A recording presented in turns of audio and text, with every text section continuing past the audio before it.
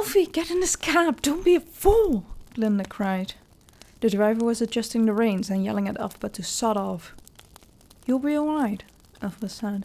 Now you're a seasoned traveller. This is just the return leg of a voyage you already know. She put her face against Glinda's and kissed her.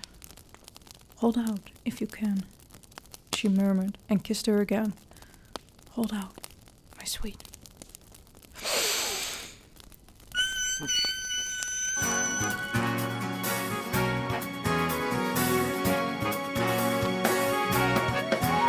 In October 2003, Wicked the Musical officially opened in the Gershwin Theatre on Broadway. Since then, it has become one of the most successful Broadway shows in history. In July 2017, it became the second highest grossing Broadway musical, only after The Lion King. And on October 28, 2019, it surpassed Les Miserables, becoming Broadway's 5th longest running show ever.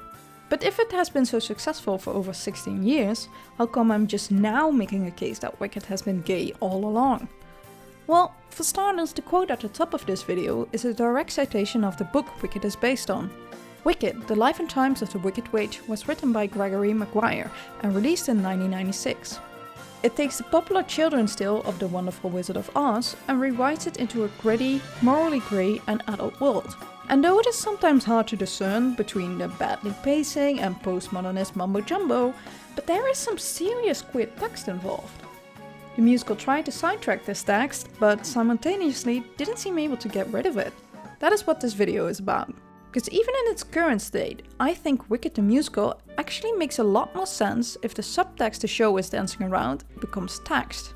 And I will try to convince you of that in this pretentiously long video, but it's not just about queering a text. I'll be talking about intersectionality and stereotypes that transcend adaptations, and even discuss some problems with Broadway itself.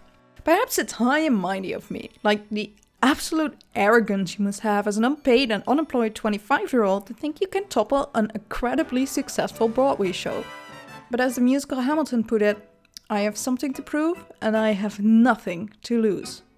So settle in, ladies and gentle friends, and let me tell you about a queer story somewhere over the rainbow. If happy little bluebirds fly beyond the rainbow, why, oh, why can't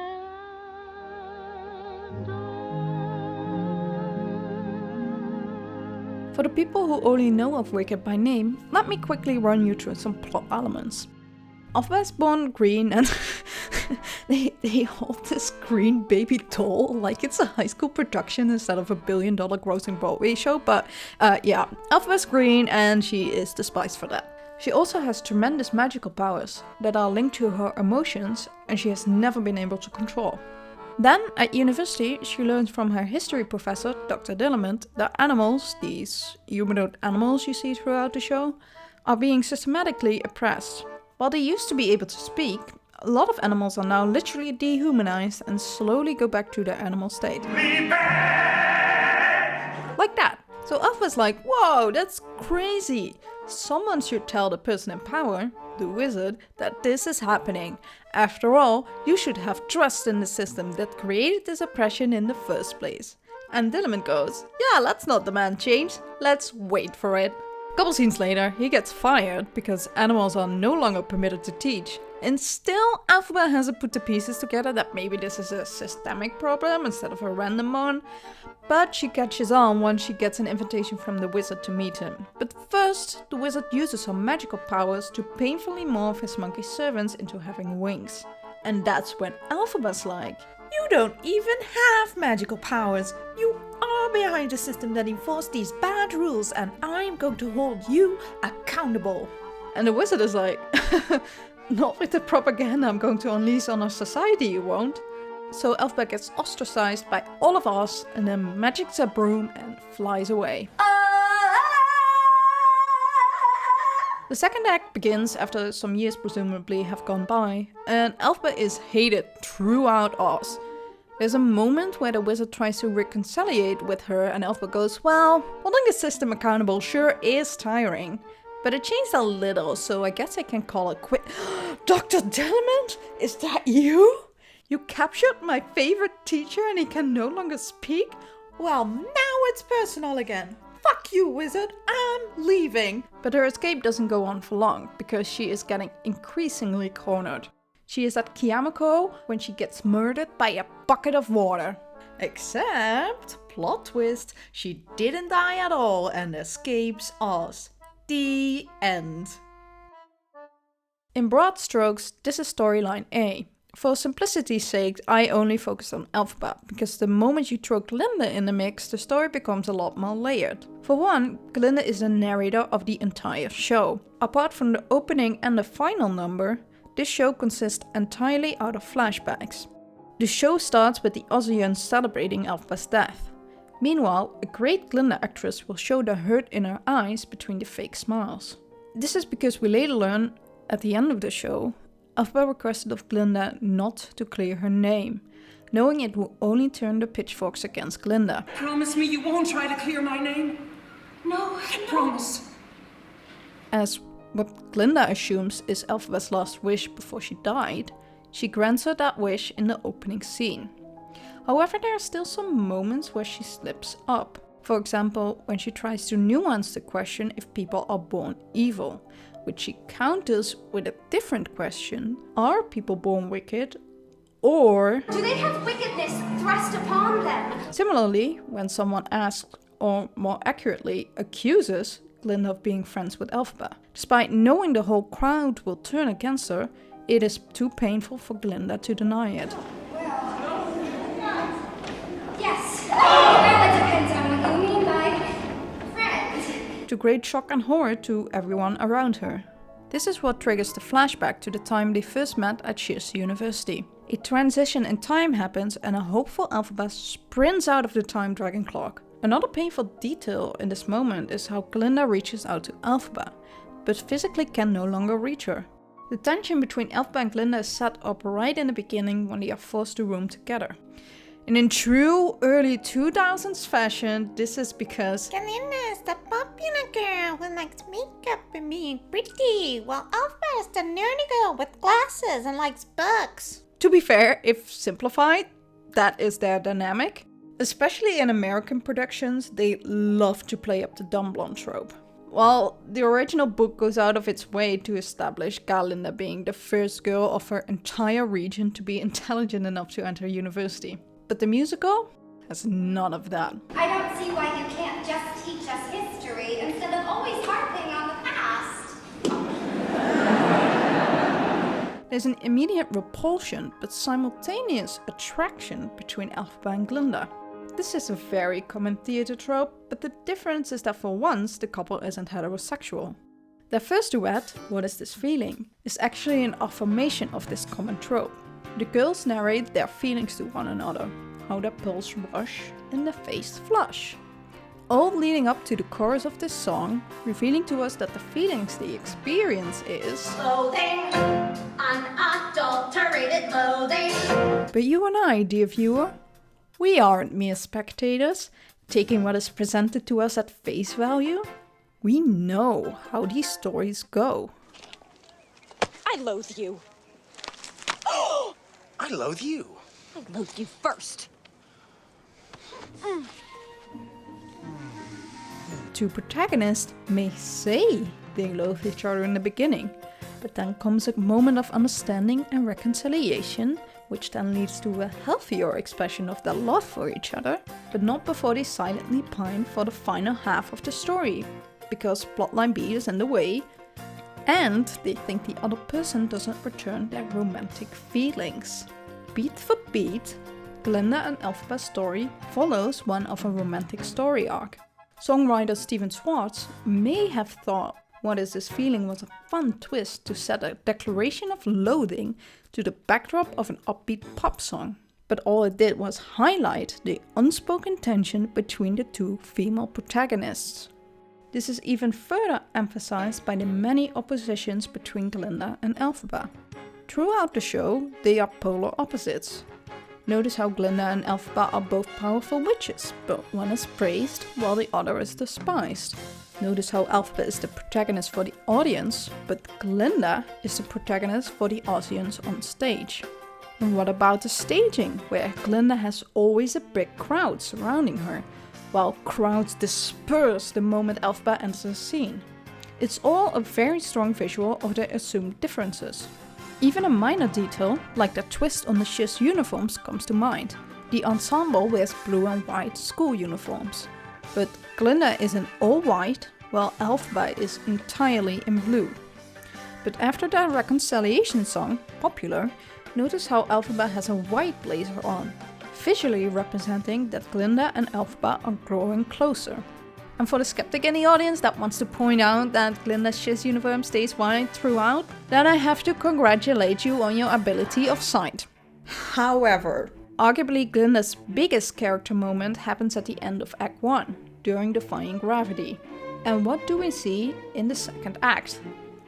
All of Glinda's costumes are either a shade of green or blue, visibly showing that she is on Elphaba's side.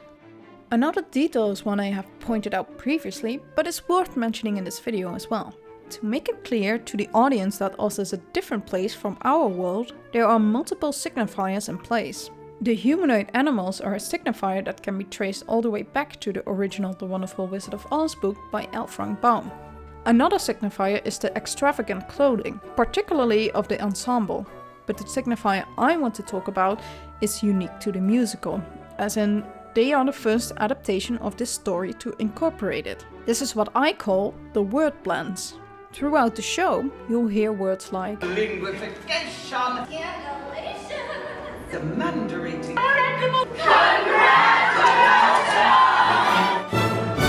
a weird soup of two different words smashed together. If you register who speaks them at which point in the musical, like I have, there are some very interesting patterns to be found.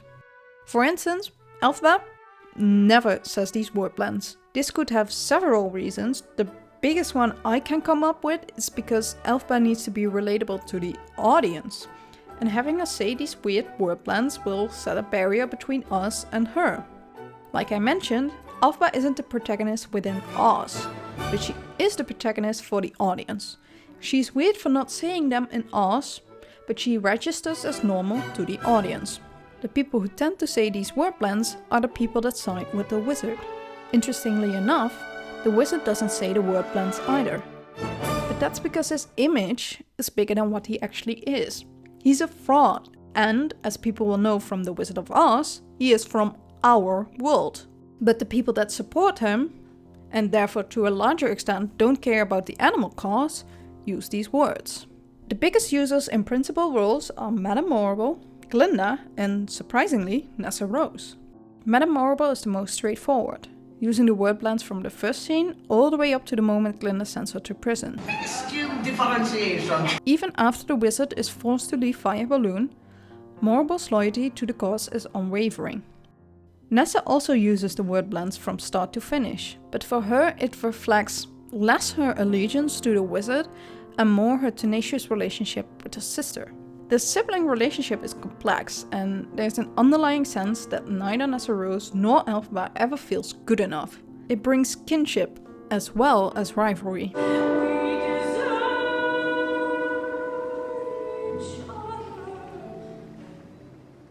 Glinda is the most interesting of the bunch, because she's the only one who switches sides. She starts off spouting one ridiculous blend after the other, which reflects her apathy towards the oppression the animals face. I really don't see what the problem is. Every other professor seems to be able to pronounce my name. This all changes after Dr. Dillerman gets fired, and she changes her name from Galinda to Glinda in his honor.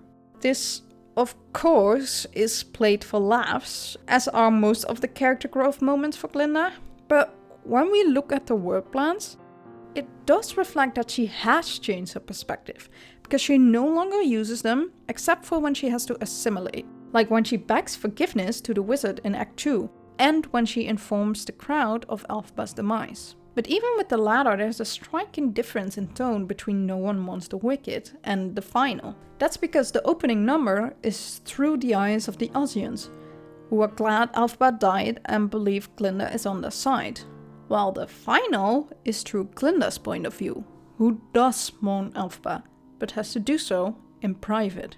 reflecting in the word blends, it shows that her loyalty doesn't lie with the wizard. It has, ever since this scene, been with Elphaba. Then, if Glinda is already on Elphaba's side at this point, why doesn't she step on that broom with Elphaba? That's a question Kelpie shippers love to ponder over. Because the thing is, she seriously considers it.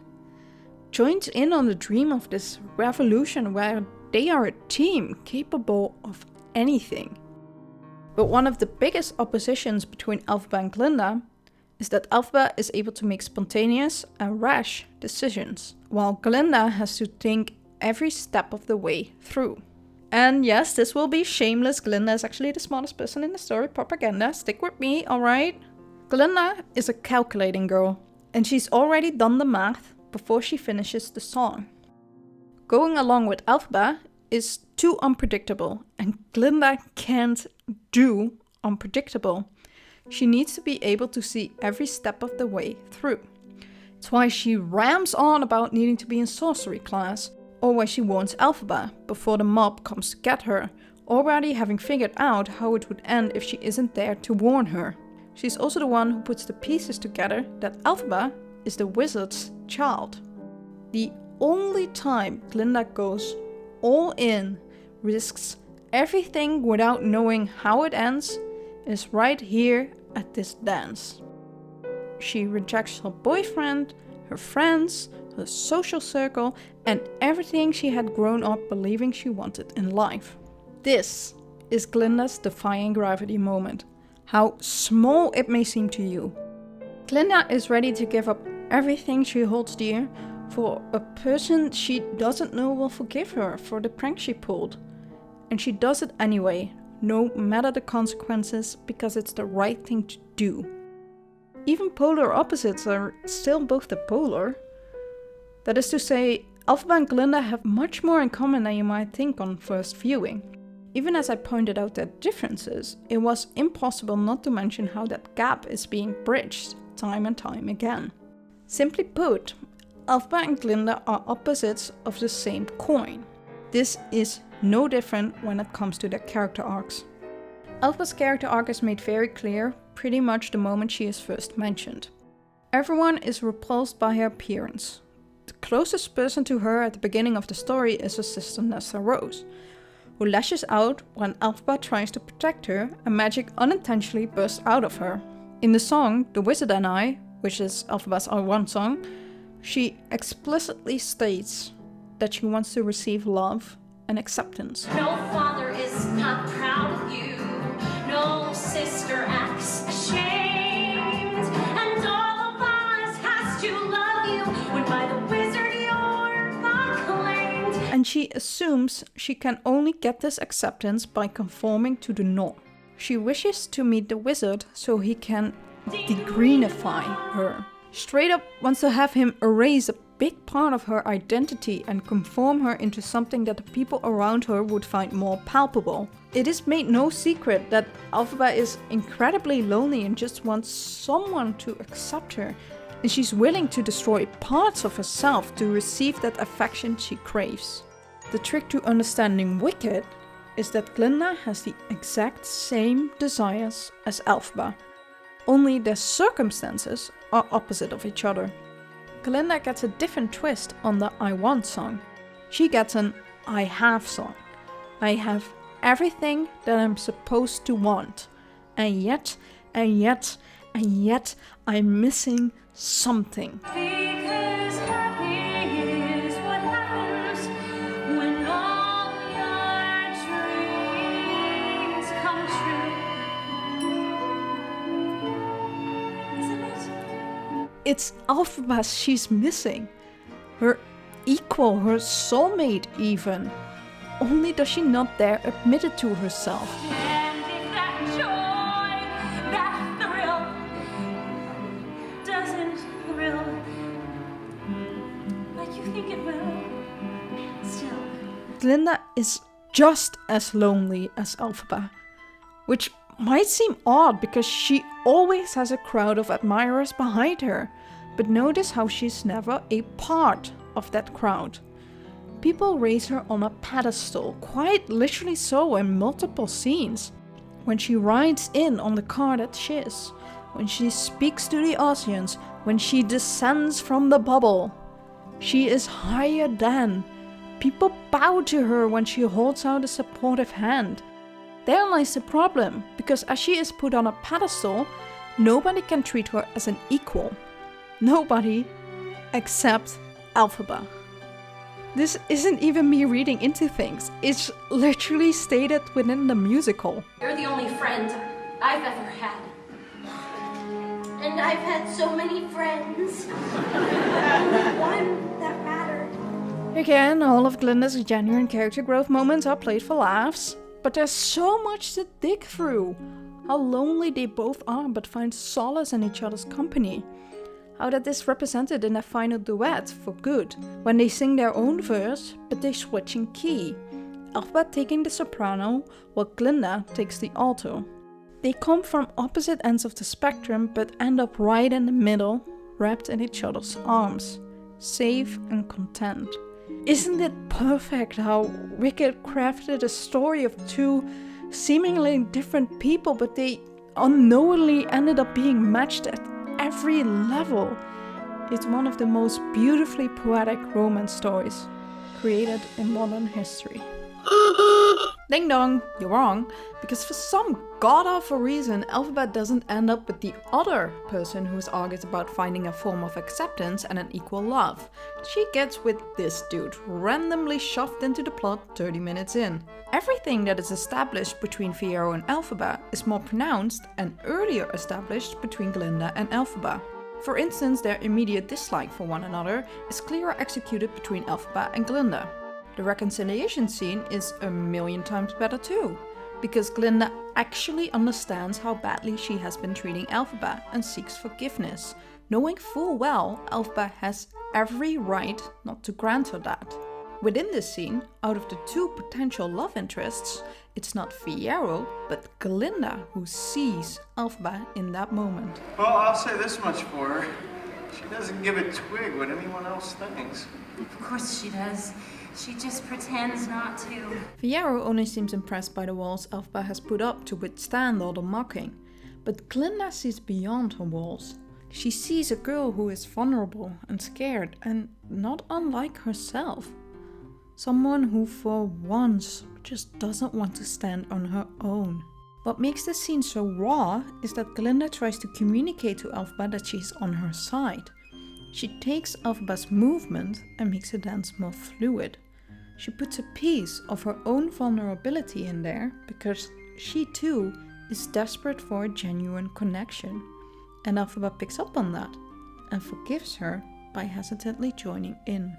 Put this in contrast to Elphaba and Fiyero's reconciliation scene. They shout at each other a bunch until Fiyero is so fed up he's ready to walk away. And Elphaba grabs his hand and then...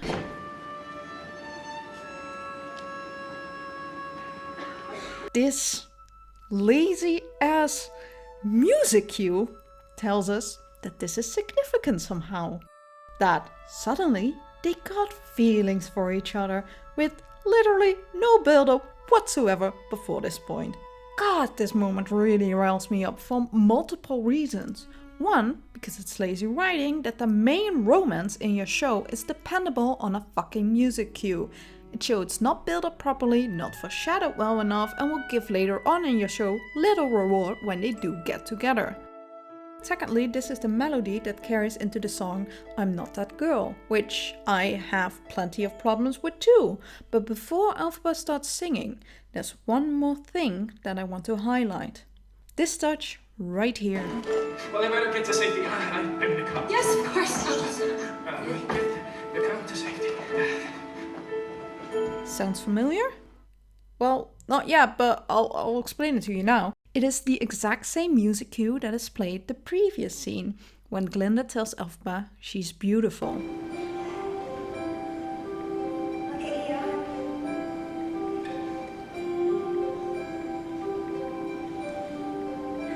You're beautiful. I'll play it one more time without the dialogue.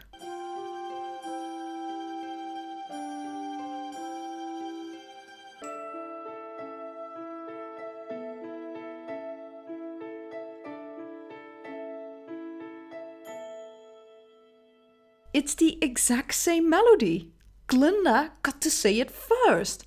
Glinda and Elphaba got the romantic music before it shows that Fiyero and Elphaba are in love. And 3 seconds later, Elphaba's all like, Hands touch, eyes meet, sudden silence, suddenly. well, the audience already knows what that is, right? It was established earlier. Loathing, unadulterated loathing. But of course not, because when the girls sing about pulse rushing, heart reeling, and faces flushing, it's loading. But when the girl sings about a guy, how her heart leaps in a giddy whirl, suddenly it's no longer loading, it's a crush.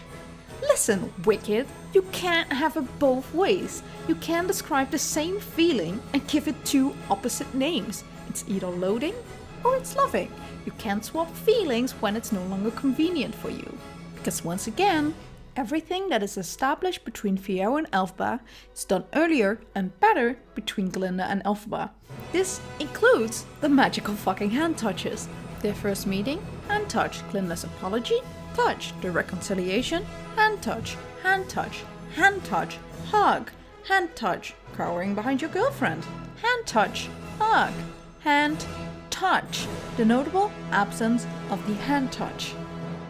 Not only is Glinda and Elphaba's relationship far better established, it's also that Fiyero's personal character arc does not get the resolution that it should have gotten by ending up with Elphaba.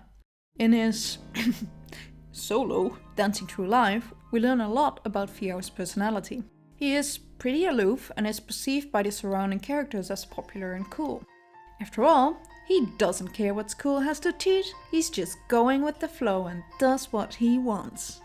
But on a closer inspection of his lyrics, it is clear how unhappy Fiyero is. And I'm not stupid, okay? I know part of this is to mirror how he ends up as the brainless scarecrow. Several jokes throughout the show are made about this.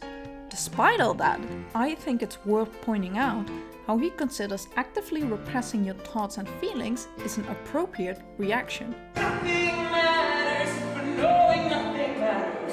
It's just life is progress when you are thoughtless. This dude is having an existential crisis, and nobody around him is picking up on that.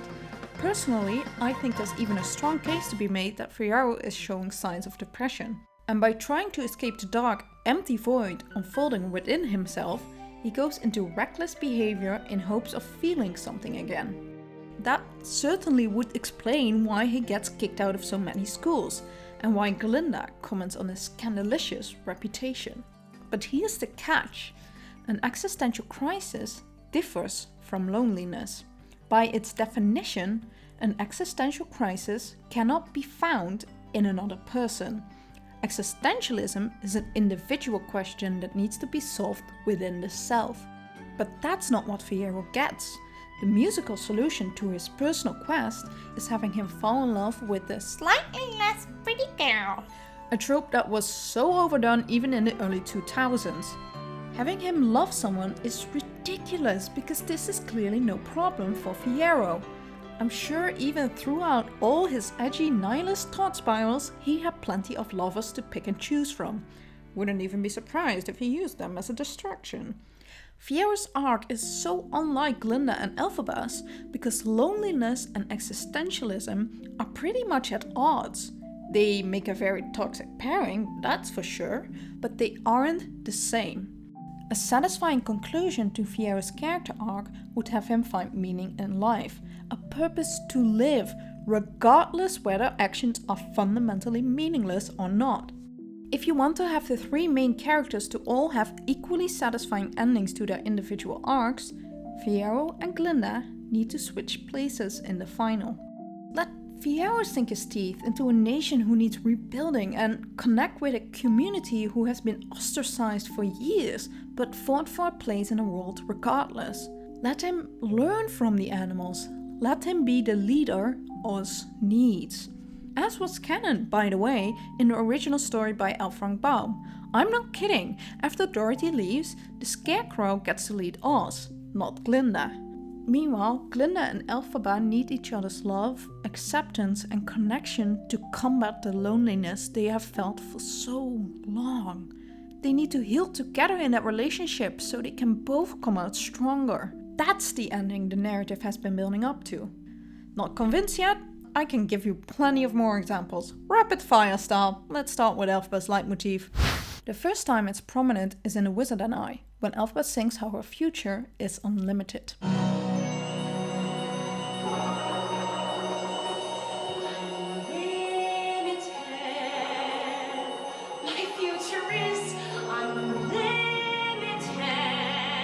This leitmotif returns during Defying Gravity, but note how it doesn't play in Elphaba's solo, but when Elphaba asks Glinda to come with her. Unlimited. Together we're unlimited. Together we'll be the greatest team there's ever been. Glinda dreams the way we planned them. If we work in tandem, there's no fight we cannot win. What first was Elphaba's personal motif is now turned into a duet. Her personal motivation has intertwined with wanting to stand together with Glinda. As discussed before, this doesn't happen since Glinda can't do impulsive. Then when they reunite for good after a long and messy road, that same leitmotif returns once more. In this moment, Elphaba gives up on her dream and hands it over to Glinda. I'm limited. Just look at me. I'm limited. And just look at you. You can do all I couldn't do. Glinda. The most heartbreaking part? After Elphaba hands over the Grimoire, that leitmotif becomes Glinda's. It's barely noticeable because chronologically it happens even before The Wizard and I. It plays right after No One Wants the Wicked, and just before an Ozian can ask Glinda about her relationship to Elphaba. As you can imagine, I have much to attend to. But with the wizard's unexpected departure, and there are no further questions. Is it true you were her friend? In the second act, everybody greets Elphaba with hostility. Nessarose tells her to get lost and she can't help her. Boq pulls a freaking knife on her. Then there's the wizard who grabs her broom, literally disarming her. And not much later, Fiyero storms in and draws his weapon. Look at these two people in love. Silence, witch! Surely then, if everybody treats Elphaba with hostility, then Glinda too must... Oh no, never mind. Glinda is the only person who reacts to Elphaba with kindness. In her mind, Elphaba couldn't possibly be a danger. Alfie is Alfie, and she never lost faith in her. She isn't even pretending to hate her in front of the wizard, like Fiyero. She simply doesn't care, only does some damage control later on. But first things first, Elphaba needs a hug. The first time Elphaba comes on stage in the second act, she literally comes out of a closet. I can't even make this shit up if I wanted to.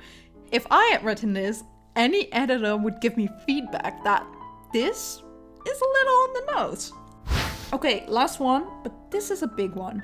At a point in the musical, both Glinda and Fiyero comment on Elphaba's beauty. Keep in mind that the musical portrays Elphaba as repulsive and undesirable, while being played by the most gorgeous women you've ever laid your eyes on. But more than anything, Elphaba believes these things about herself. As described in I'm Not That Girl, where she dismisses the idea that she could ever be a desirable romantic interest. And I'm guessing this is what Fiyero is trying to communicate when Elphaba wishes she could be beautiful for him. But all that Fiyero comes up with is this. It's not lying. It's looking at things another way. Fiyero, I'm trying to root for you, but you're making it impossible when you say shit like that. This is the best you can come up with after you fucked a girl you pined over for years in the dirty ground of the woods? Come on, man. I get what he's trying to convey, but it sounds awful. It's like he's saying, gosh, Elphaba, you ain't exactly my ideal of beauty, but if I squeeze my left eye and look at you from an angle, it's not so bad. Christ, I hate this stupid fucking side plot. It's so early 2000 mediocrity. Ugh. Now let's rewind all the way back to Popular and see the difference in Glinda's approach. Remember that all Glinda is familiar with are the formalities and superficiality of social connections. Therefore, the only way she knows how to receive love from others is by adhering to social norms, like with beauty conventions. I believe this is the reason Glinda makes over Elphaba, because she wants Elphaba to receive that love from others. Is it naive? Absolutely, but it's also genuine. What's so precious about this moment is that after the very minor transformation Elphaba goes through, Glinda has this moment where she stops. It's here that she realizes that Elphaba is beautiful. And it isn't because she put a flower in her hair or removed her glasses. Whether Elphaba believes it or not is not the point. Glinda realizes that if Elphaba is beautiful now, it means she was beautiful all along. Glinda actress Katie Rose Clark confirmed as much when asked on the Fly Girl vlogs what her favorite line was.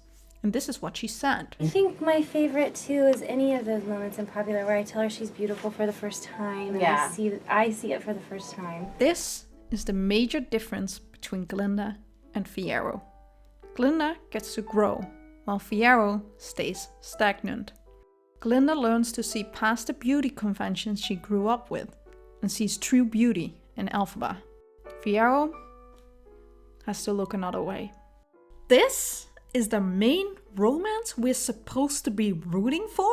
For fuck's sakes, Fiyero, your romantic partner is vulnerable. Show you appreciate her. Rhapsodize about the uniqueness of her glowing emerald skin, how passionate her eyes gaze upon the world, how her dedication and empathy shine through, even after all the crap she's gone through. And what could possibly be more beautiful than that? Something romantic, you're supposed to be in love. I tried to accept this romance, but I physically can't. I can't do it.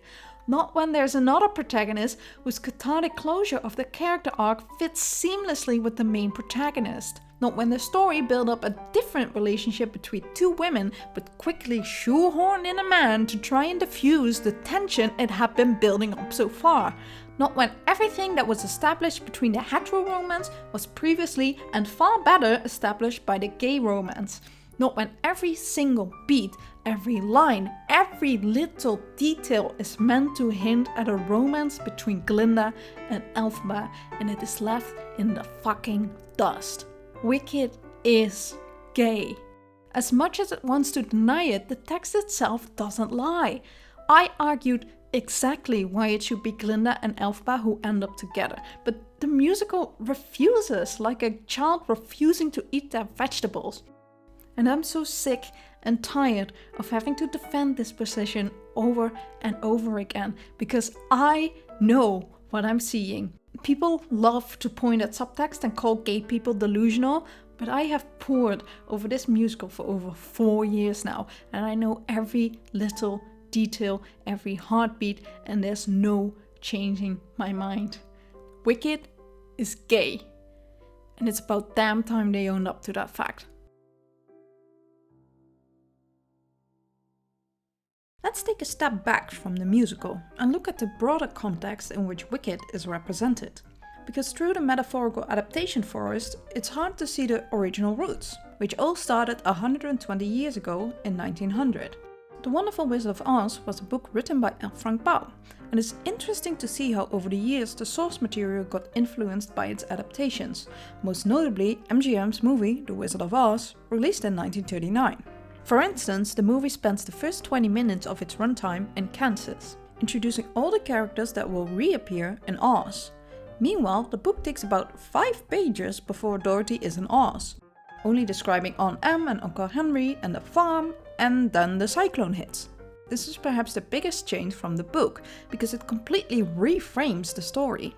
Suddenly, Dorothy's trip to Oz is a lengthy dream sequence and not a magical adventure. This was done on purpose by the writers, as at the time fantasy films had it done well. Thus, the magical elements of Oz got firmly placed in realism. This means the Kansan counterparts are all deliberately paralleled with their Ozian parts. The 3 farmhands are friendly and are allies as the Tin Man, the Cowardly Lion and the Scarecrow, while Mist Gulch transforms into the Wicked Witch of the West and Professor Marvel becomes the Wizard of Oz. I want to highlight these 2 in particular and contextualize them, because I can't help but cast a suspicious eye at how these 2 villains are portrayed. Let's not forget it was 1939 and Nazi propaganda was in full swing and had been for nearly a decade.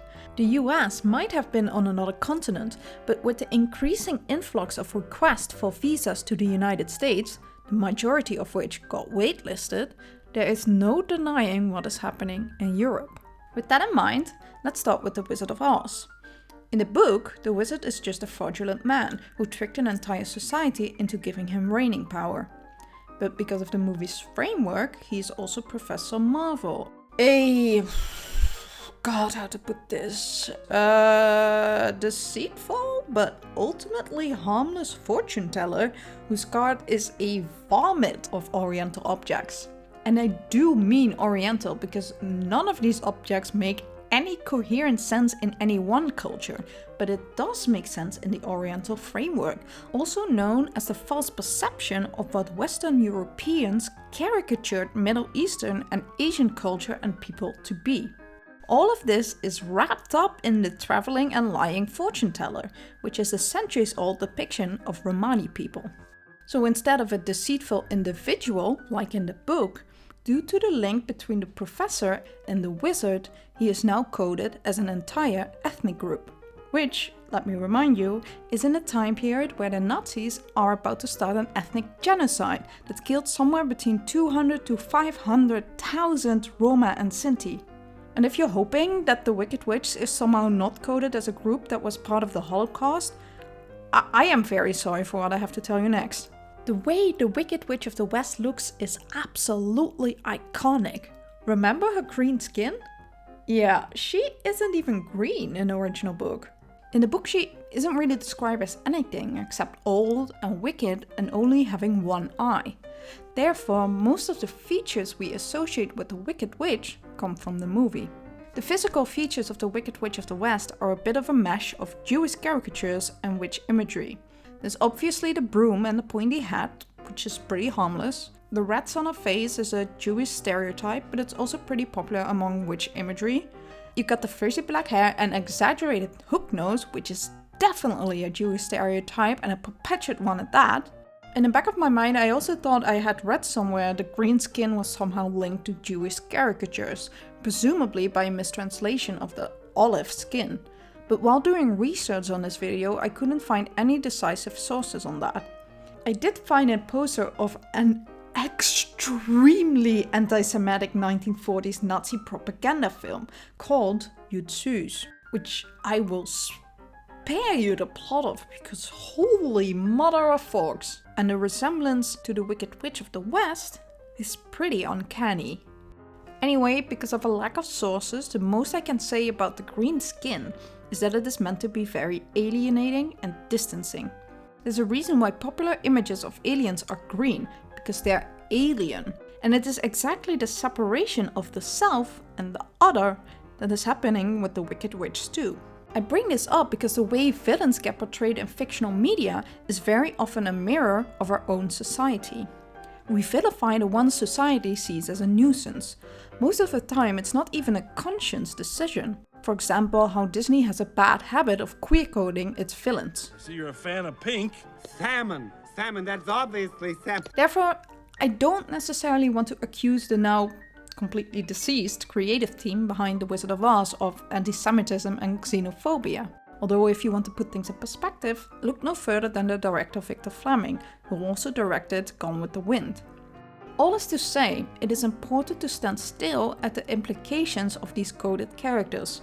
And it's good to be aware of it too, because the lack of awareness by a film itself tells a lot about a society and how little effort is being made by the majority to be inclusive of a minority. On a scale from harmless to genocidal, coding your villains is obviously not the worst sentence. But coding is usually a side effect of a large societal and cultural issue, and that's why it's so important to be aware and skeptical of it when you encounter it. Because let's be real, it is pretty tone deaf to code your villains like that. It's kind of like if a film got made in 2020 about a white cop who firmly believes a black man needs to be put to justice and is lacking evidence, but in the end manages to put him in jail. You should raise your eyebrows at that, because it's incredibly tone deaf to the situation at hand. And if you think I exaggerate, I want you to reflect on why you think pointing this out feels like an exaggeration to you. Although I do admit at one point it went a little crazy. How would it be if she keeps him tied up? He's really gentle. With gentle people, that is. With gentle people. In contrast to The Wizard of Oz, the main appeal of Wicked is that it explores the villain of an immensely popular story and tries to show how she became the villain in the first place. But again, the difference between the book and its adaptation is poignant. This time it has a little less to do with xenophobia and a lot more with ignoring its queer text. In an article written by Gregory Maguire himself, he said, "I knew that I wanted to make gay affection and even sex a legitimate, if minority, reality in Oz. And since the majority of queerness in literature is spread around in minuscule breadcrumbs, we queer folk have become particularly good at tracing down every little crumb as if it were a whole goddamn buffet. While the queerness in the book is not particularly upfront, it isn't necessarily hiding either. The book starts with a husband and a wife expecting a son, which seems like the picturesque conservative dream, but that is quickly thrown out of the window. While the musical portrays the affair Malena and the wizard have as consensual, the book actually has him roofie her with the magic green elixir and then I didn't mention that this book is fucked up? Well, I am so sorry, but I'm about to further scrub away your innocence, dear. Malena is also wrong about the gender of her child, though after she gives birth, there's a disagreement between the midwives and they inspect whether Elphaba has a penis or not. Then, when Elphaba is a toddler, this traveler comes along named Turtleheart, and Malena, who by the way is described as being very promiscuous, instantly has an affair with him, which her husband Fraxpa doesn't even seem to mind, because being the cock that he is also completely enamored with Turtleheart. The three of them have this polyamorous relationship for a while, and it's basically the happiest all of them are until Turtleheart gets murdered. Fun fact, the musical makes it seem like Nessa Rose isn't born out of wedlock, but in the book she actually has a skin color similar to Turtleheart's, so she isn't even Frax's seed either. Even more interesting is that after Turtleheart's death, Fraxpa and Malena have a third child, the son Malena always wanted, who has no deformities like his sisters and is named Shell, after Turtleheart.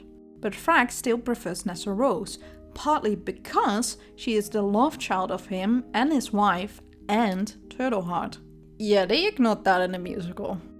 Anyway, there's a time skip to when they go to Shiz University, and there are two male side characters named Krob and Tibbet, who are in a relationship. One of them, Tibbet, actually contracts an unmentioned disease that is a not so subtle reference to AIDS after they go to the philosophy club and... Between heart and stomach, positioning his hand between one's legs, Tibbet's heart beneath the tiny headache, and that's the end of the sentence. Tibbet slowly dies and in his final year actually gets taken care of in a monastery by Elphaba. Oh yeah, Elphaba is in a monastery for years after Fiyero gets murdered by the Guild Force. She also gave birth to their son while in a coma, which I looked up and can happen, but this is not the first and most certainly not the last time that Maguire has shown zero knowledge in how boobs and wombs work. At least compared to all the other misogynistic writers, he has a halfway decent excuse of being a gay man. But yeah, Fiyero and Elphaba do have a relationship together, so it's not as if the musical grabbed that out of thin air. Of course, Fiyero is explicitly written as a man of color and very much looked upon as an outsider because of his skin color. He's the only student from the Vinkers, and he is married when he has an affair with Elphaba, which is brief and very sexual, and nobody will be surprised to hear it wasn't my cup of tea. One thing of note though is how Fiyero at one point notices a scar on Elphaba's crotch, and how she never wanted to be touched below the waist by his hands, which sounds to my non-binary ears as gender dysphoria. Later on, there's another quote that definitely supports this reading of Elphaba as non-binary and intersex. It goes, "She thought about hot anger and cold anger, and if it divided by the sexes, which she felt, if either, if ever. She had always felt as capable of hot anger as any man, but to be successful, one would need access to both swords." This is kind of how you have to pick up and piece together most of the story, honestly. There's a lot of time jumps and McGuire just steamrolls through most of the plot. The quote I read at the beginning of the video is one of several quotes Gelfie shippers like to bring up and cry about. Another big one is how Glinda is in a loveless marriage, solely for the title to preserve some sort of relevancy in aristocratic society, and mentions how she never took up dalliances. But then a few sentences later she goes, "For when she chose to remember her youth at all, she could scarcely dredge up an ounce of recollection about that daring meeting with the wizard. She could recall far more clearly how she and Elfie had shared a bet on the road to the Emerald City. How brave that had made her feel, and how vulnerable too." What kind of repressed gay pining did I just read? There's no question in my mind that Glinda is in love with Elphaba. Vice versa is a bit more difficult to prove, as the book barely narrates Elphaba's point of view. But there are plenty of instances that could be interpreted as the feeling being mutual. As for what McGuire has to say on the relationship between Glinda and Elphaba, it seems to be a combination of, "I follow the rules of the death of the author, therefore the text is up to the reader's interpretation," and "I don't kiss it, Daryl." But he did admit of at least the suggestion of a romance. He says, "The musical stepped even more steeply back from the hint of a romantic attraction between the leads, with the effect, some feel, of heightening the possibility of what remains unsaid." And boy howdy, does the musical feel no shame to exploit the unspoken. It all starts with the first ever poster made, with Glinda whispering in Elphaba's ear, who showcases the most goddamn bisexual smirk I've ever seen. Then, of course, there need to be press shots of every cast change, which most likely has them staring at each other intently, which one of my friends brilliantly described as the inherent homoeroticism of meeting your sworn rival in an isolated cornfield. Or they are beyond rivalry and are just hugging each other. And then there's this press shot that for some reason strongly reminds me of an old photograph of my grandparents' wedding. But they really become unashamed on social media when it's Pride Month. Every year they seem to be a bit more daring. In 2016 it was the simple post. In 2017 there is that homoerotic poster once again, this time with the pride flag as a backdrop. Then in 2018 they really start to be more open about it and use Photoshop press shots of then Broadway Elphaba and Glinda, Jackie Burns and Amanda Jane Cooper. Some of these posters even made it on the streets of New York, by the way. And most blatant of all, in 2019 they sold Friend of Elphaba t-shirts during Pride Month, a reference to the Friend of Dorothy phrase, which dates back to at least the Second World War, when gay men used it to identify themselves to each other. Well, one thing's for sure, the PR people of Wicked sure know their gay audience. Who knows what they would have done this year if the coronavirus hadn't struck. Then again, they will never go as far as validating the Gelfie shippers, because that would mean re-evaluating their own product. After all, it is still a brand. And brands are not your friends. For example, there's this picture they posted for last year's International Women's Day, and they stupidly had them hold a whiteboard, which is just asking for memes. Anyhow, I decided to combine this image with the Pride photo op they did, but used the non-binary and trans flag. And while I love the image I created, it upsets me to think how a sentence as basic as "trans rights are human rights" will never be uttered by the official accounts. It will be something vague and non-threatening as "when we defy hate, we defy gravity," or "at Wicked you can always be who you truly are," without making an actual statement. This is what happens when a musical about social justice is spoken solely in metaphors.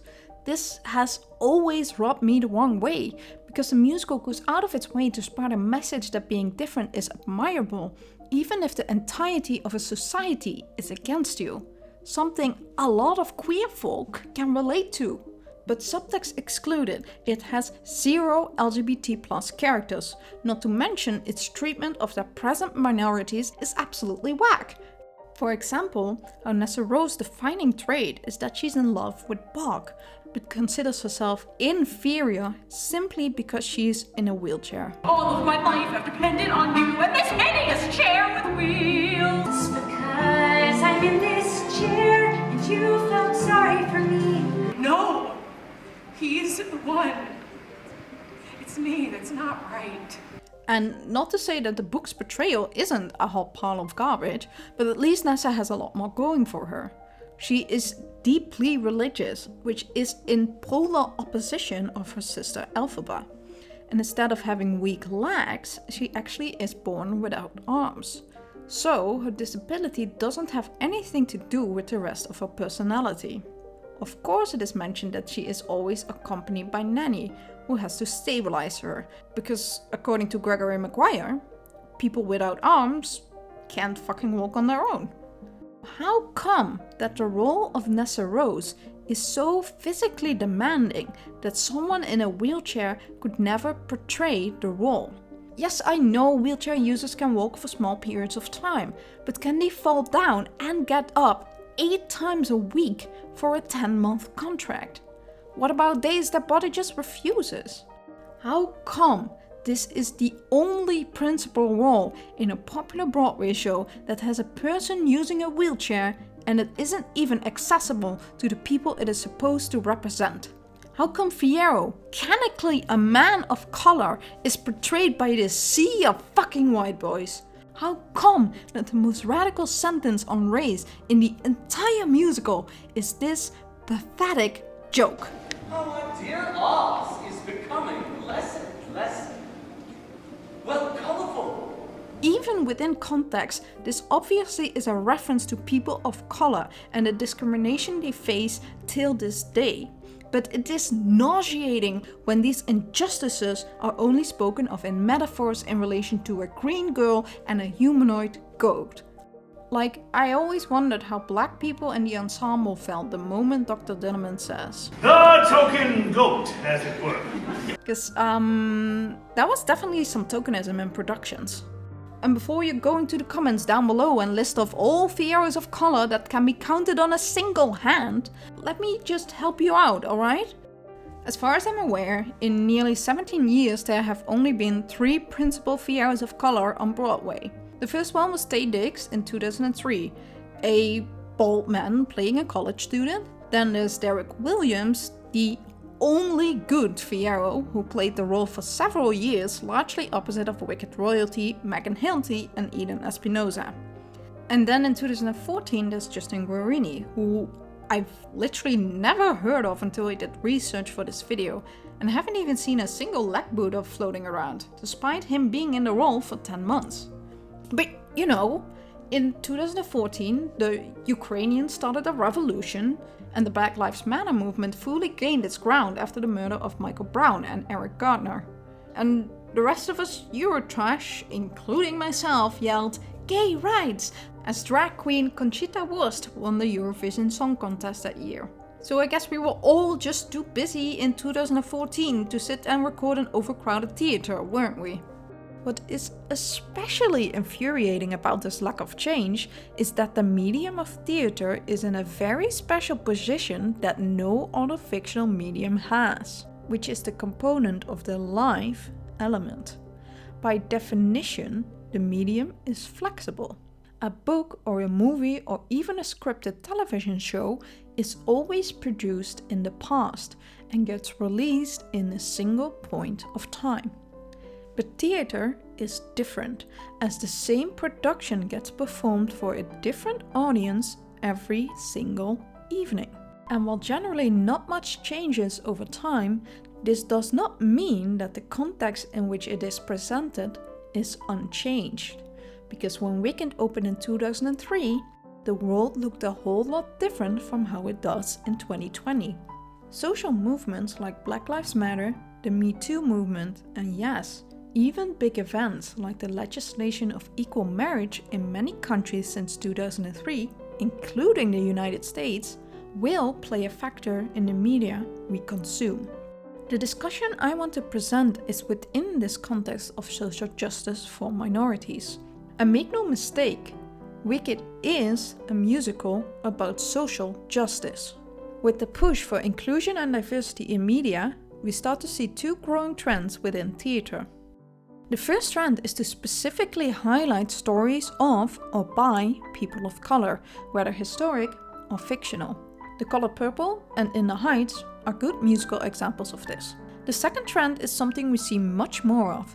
It's a revision of predominantly white stories, but people of color get casted in those roles.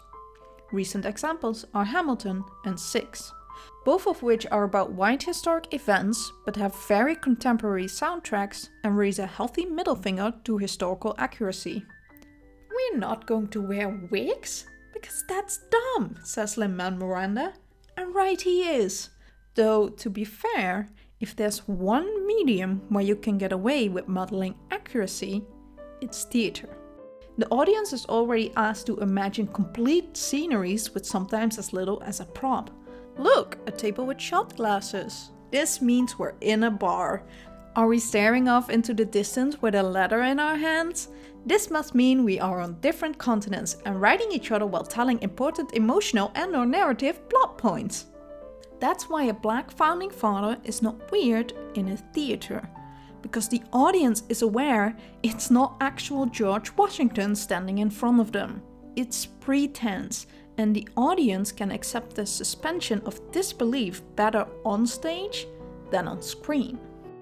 In the revisionist category, we also see a lot of revivals getting updated to quote-unquote modern standards.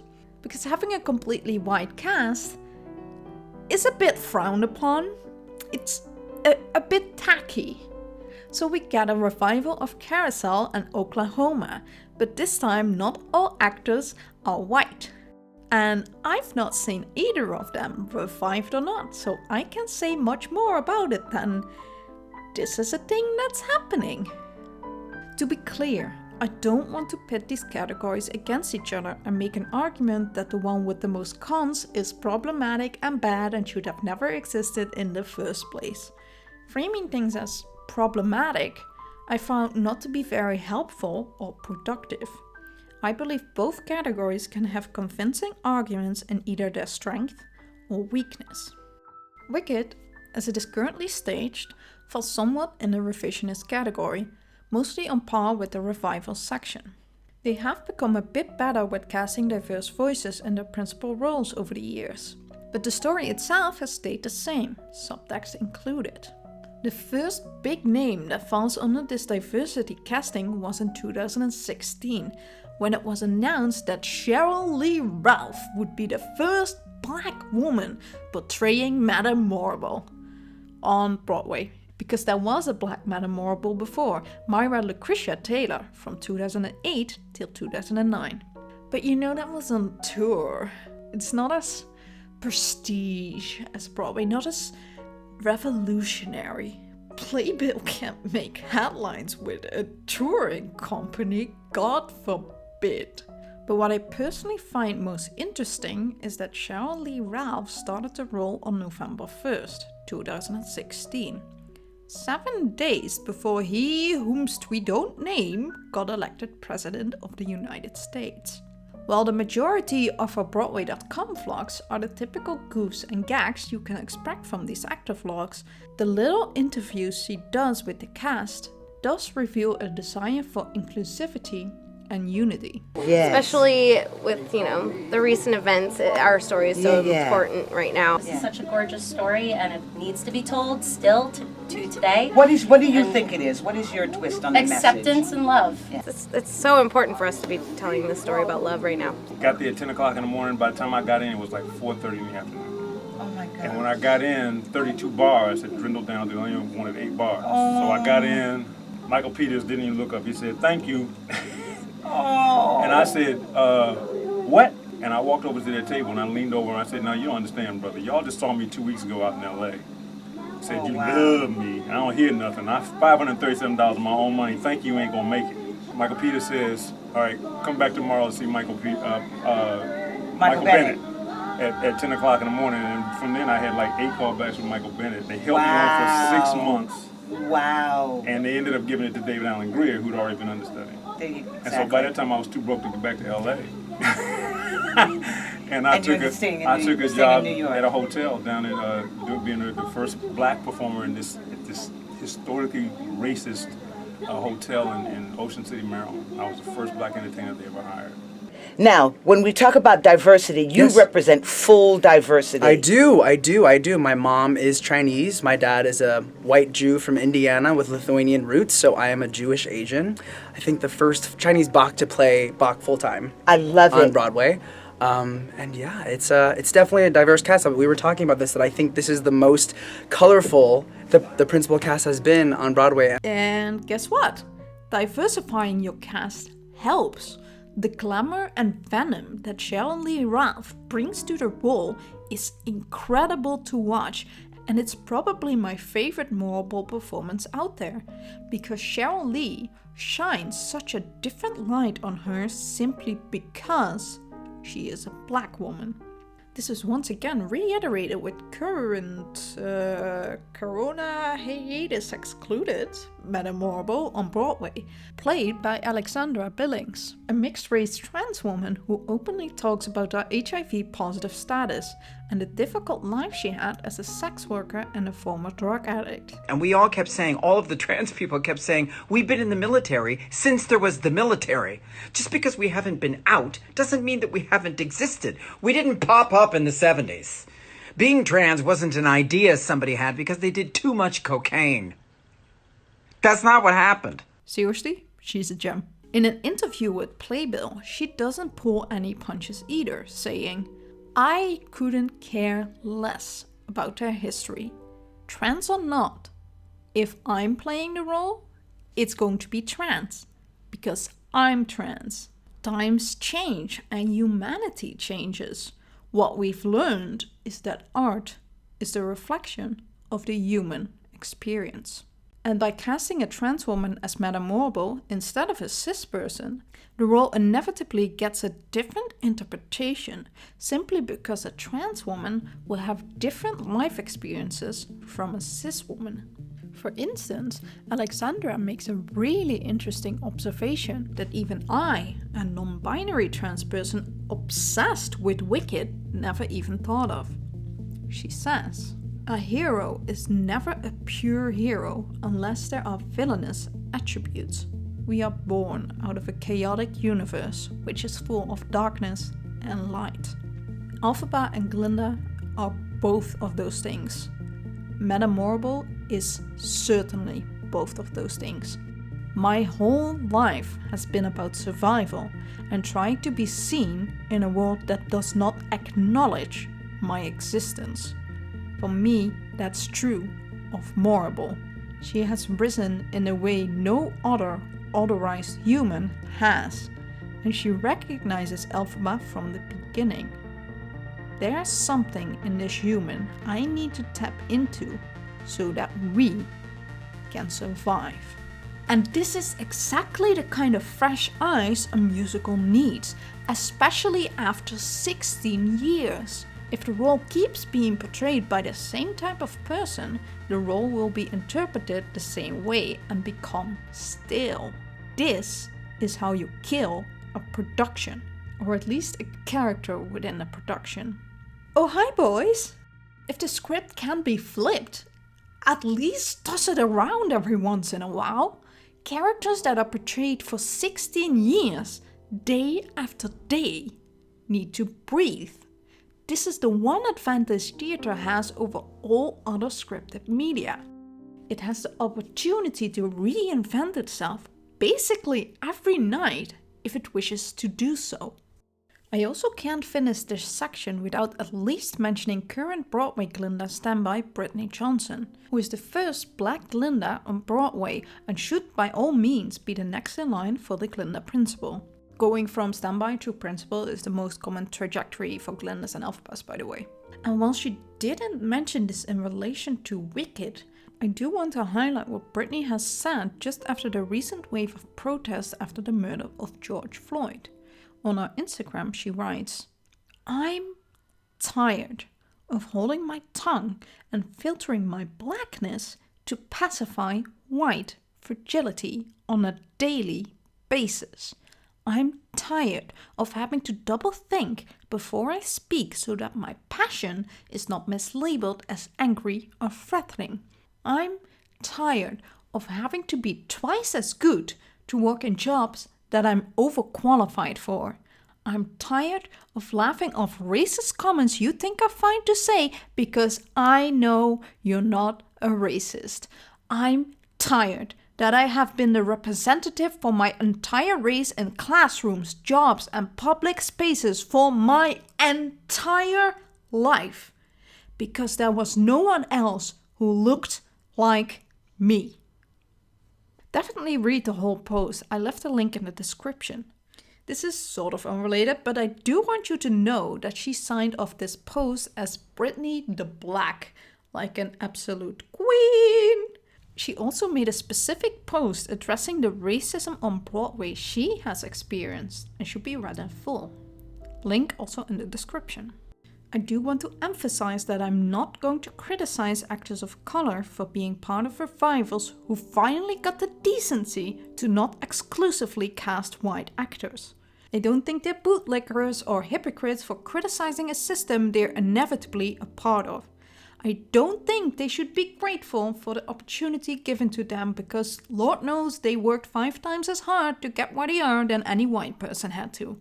Who I am going to criticize are the creative teams, the Broadway industry and its funders. Far too often creative teams are still predominantly white, which leads to white stories in theaters. And while I credited Wicked before that they have been more diverse in their casting, it does not go unnoticed that they are more than willing to flaunt their inclusivity in front of our noses without systemic change. It feels kind of like a newer form of tokenism, or chauvinism, as I've now decided to call it, which is a willingness to show off their minorities in principal roles as long as they can make social media posts about how woke they are and have a ton of articles written about how inclusive and diverse they are. Just so they can keep their show relevant in the press and keep getting butts in the seats. And again, I'm not going to condemn these actors for taking these roles, because these ceilings need to be broken and should have been broken a long time ago. But I can't help but keep a skeptical eye on the Broadway companies and wonder, as soon as these casting choices stop making headlines, will they stop casting minorities? After all, there can only be one first Black Madame Morrible on Broadway, or one first trans Madame Morrible. A second black or trans person in the same role is not going to make the same kind of headlines. The ceiling is already broken, right? That means it's no longer trendy and newsworthy. If it's no longer a good economic investment to cast minorities, will we be set to the sideline once again? I'm afraid we will, at least until there is systematic change in the theater industry. And this topic honestly deserves a video on its own. But to illustrate what I mean, let's take a look at Hamilton, that was created by a guy of Puerto Rican descent, has a majority principal cast of color, and is accessible to all people with a starting ticketing price of $49. Wait. $149? Jesus fucking Christ! That is the cheapest seat.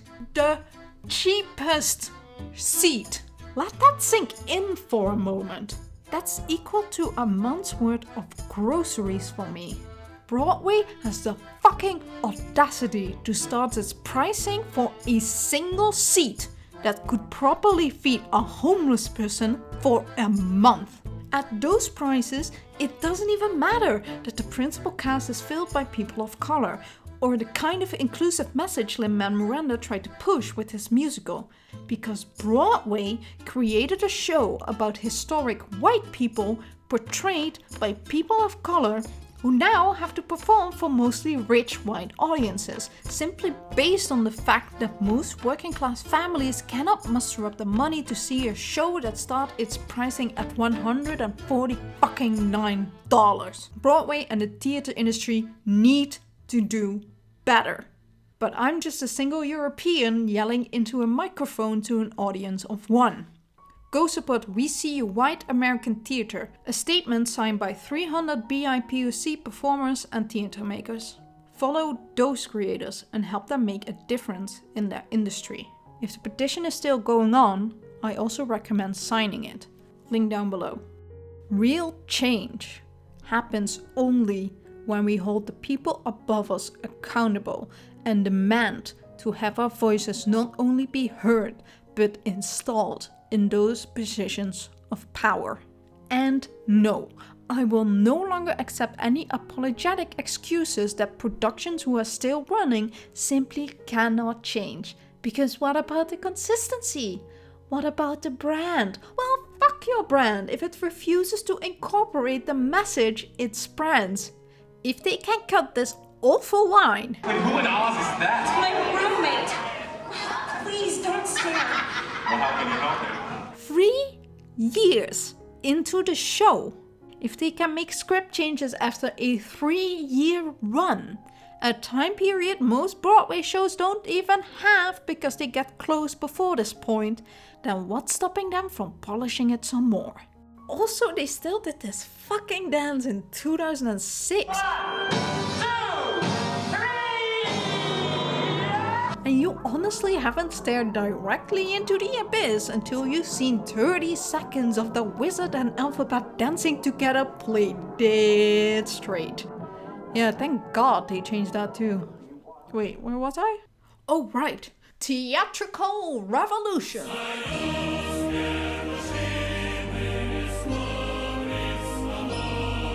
I want to go back to what Cara Lindsay said. It's so important for us to be telling the story about love right now. Because while I don't disagree with her, by now I hope to have made my argument clear that Wicked has far more potential to making a much deeper statement. I'm not interested in a story about metaphors about racism or homophobia. I want Wicked to practice what it preaches. And because its message is already so embedded in the story, it's surprisingly easy to create a completely different story with very few changes. I first discovered this in 2017, when I created a series of gift sets on Tumblr called Wickedly Queer, that changed the dialogue of Wicked to make it explicitly queer. I managed to make a completely different story in just 36 posts. By not overthrowing the entire plot and try to adjust it, some unfortunate plot elements will stick. For instance, I found it hard to adjust Nessa Rose's arc, but made sure to get rid of a dialogue where she expresses her supposed inferiority because she's in a wheelchair. This series proved to me how easily the musical can be tweaked to make its message intertwine with its actions. Very immediate changes that have barely any influence on the narrative are making Fiyero an exclusive role for men of color. I'm done with the sea of white boys. We've had more than enough of our fill. Fiyero is canonically a man of color. This needs to be honored. Stop having Nessa Rose say she isn't right because she has a disability. It's an awful line and we can do without it.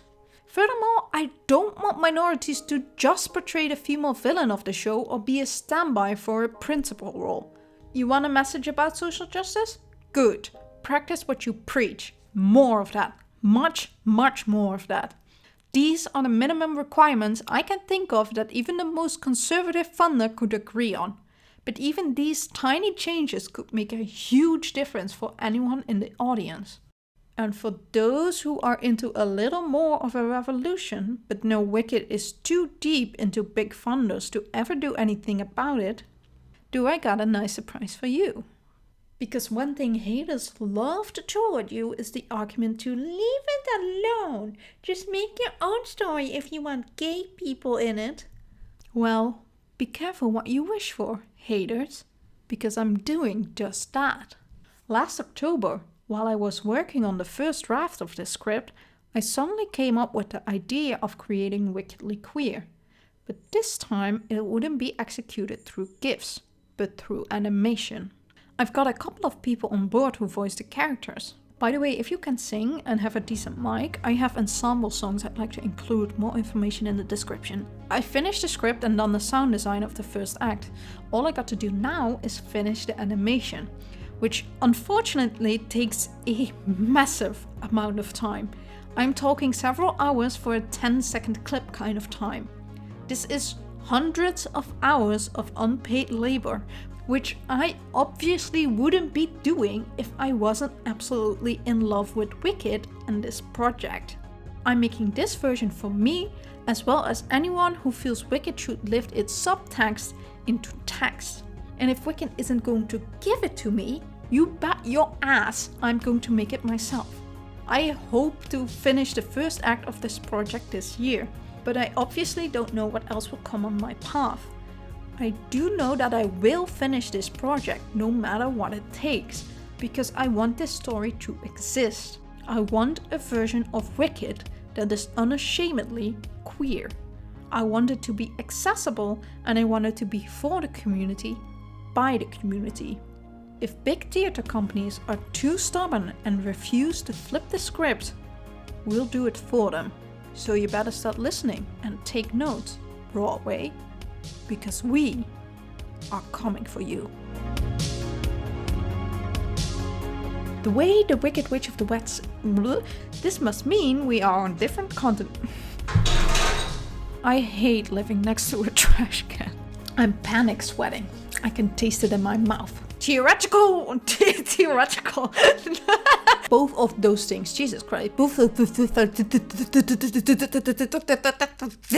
Someone is putting something in the trash again. The trash again. The trash again. Somebody is putting in the trash again. Oh, wait. It's me.